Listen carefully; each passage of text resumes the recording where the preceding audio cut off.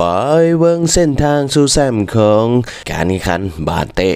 V4FF ขับ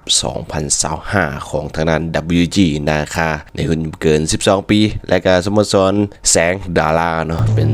แซมรุ่นอยู่ 14 ปี เดี๋ยวไปเริ่มต้นกันที่ทางด้าน WG กันก่อนเนาะที่ว่า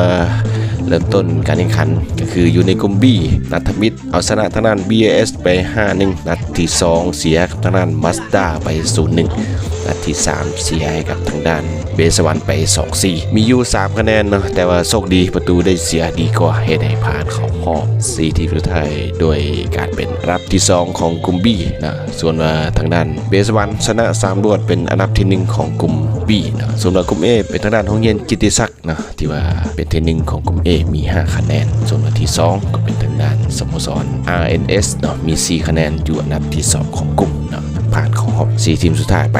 ส่วนรอบ 4 ทีมสุดท้ายเนาะเป็นทางด้าน WG นาคานะเอาชนะทางด้านแซมกลุ่ม A นะก็คือทางด้านสโมสรเกียรติศักดิ์ไปขาดลอยนะ7-0ส่วนว่าทางด้านสโมสรเบสวรรค์ก็ชนะทางด้านสโมสร RNS ไป6-0เหตุใดทางด้านเบสวรรค์โคจรไปพบกับทางด้าน WG นาคาอีกครั้งหนึ่งพอในรอบแบ่งกลุ่มเป็นทางด้านเบสวรรค์เอาชนะทางด้านสโมสร WG นะครับไป4-2เนาะส่วนนัดชิงชนะเลิศก็เริ่มต้นคนแบบสุดมันกันเลยเนาะเปลี่ยนกันบุกเปลี่ยนกันฮับกันตั้งแต่ต้นเกมเนาะเป็นทางด้านฝ่ายของเบสวรรค์ของเกมได้เหนือกว่ามีโอกาสหลายกว่าเล็กน้อยเนาะแต่ว่า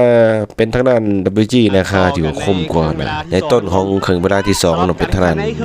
อนุสักดิ์วิทิกุลยิงจากการเตะมุมเนาะยิงทรายก้อยเข้าไปโอ้จังหวะนี้มันสุดยอดซะเหลือเกินนะได้เฮกันก่อนขึ้นนำไป 1-0 เนาะWG นะครับประตูที่1แล้วจากการเตะของบิลเกตเนาะหมายเลข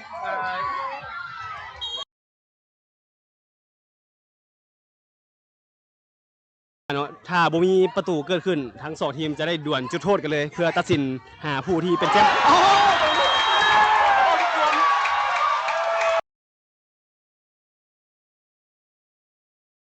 ในการหลังจากนั้นนะก็เป็นทางด้าน WG นะครับเนาะหนีห่างมาเป็น 2-0 จากการยิงของทางด้านพวกซาวประตูเจ้าขุนเนาะยิงจากหน้าประตูของตัวเองเข้าไปเนาะเพราะว่าพวกซาวประตูของทางด้านเบสวรรค์ปัดบ่ถึกแต่บานถึกเสากับมาเด่นถึกเนาะเข้าประตูไปเหตุให้หนีห่างเป็น 2-0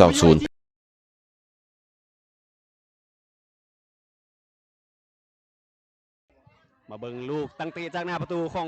WG พวกสาประตูเปิดยาวๆสูงๆโอ้ยเจ้านี้ท่านผู้ชมก่อนที่ว่าท้ายเกมเป็นทางด้านเบสวรรค์เนาะบุกอย่างหนักก่อนที่จะมาได้ประตูที่ไข่แตกในท้ายเกมจากจังหวะนี้เข้าไปส่วนว่าได้ยากเวลาที่เหลือผมมีประตูเพิ่มมาให้ได้ทางด้าน WG นะคะเอาชนะไป2-1เพราะแซมการขันบาเต้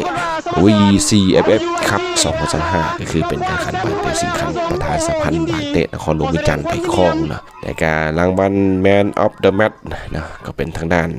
อนุสักดิ์วิทิกุลเจ้าของเบอร์19นะหรือว่าเบลเกตนะที่ว่ายิงประตูจากการเตะมุมมันนะให้ได้ทีมขึ้นนำไปนะได้คว้ารางวัลดังกล่าวไปครองเพราะว่าที่ผ่านมาก็ยิงได้หลายประตูนะในหอบแบ่งกลุ่มนะจนพาทีมได้แซมไปนะ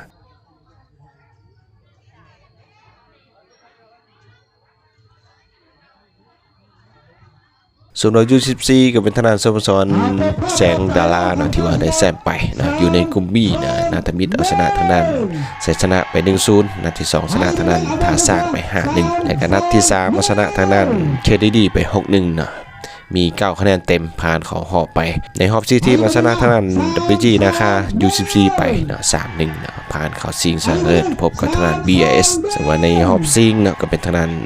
ทั้ง2ทีมมันเสมอกัน0-0นะก่อนที่ว่าจะไปตัดสินกันด้วยการดวลจุดโทษนะและก็เป็นทางด้านแสงดารานะที่ว่ายิงคมกว่านะเอาชนะไป 3-2 นะซึ่งว่านักเตะที่ว่าได้รางวัล Man of the Match เป็นทางด้านผู้สาประตูนะที่ว่าสามารถป้องกันจุดโทษได้2ครั้งเนาะพาทีมคว้าแชมป์ไปนะไปเบิ่งบทสรุปย่อๆการปิดท้ายเนาะU12แชมป์เป็นทางด้าน WG นะคะได้รับคันแชมป์ไปนะที่2เป็นทางด้านเบสวรรค์ก็ได้รับเงินรางวัลไปส่วนที่3ร่วมเป็นทางด้านสโมสรเกียรติศักดิ์และก็สโมสร RNS ส่วนU14 ปีแชมป์เป็นทางด้านแสงดารานะได้รับคันแชมป์ไปและก็เงินรางวัลไปนะท ที่2เป็นทางด้าน BAS ได้รับเงินรางวัลไปที่3หัวเป็นทางด้าน WG นะคะรายการสโมสรไซชนะนะได้รับเงินรางวัลไปตามลำดับกันเลยนะนี่ก็เป็นบทสรุปย่อๆของการแข่งบานเตะ VCFF ครับ2025พบกันใหม่ในปีหน้า2026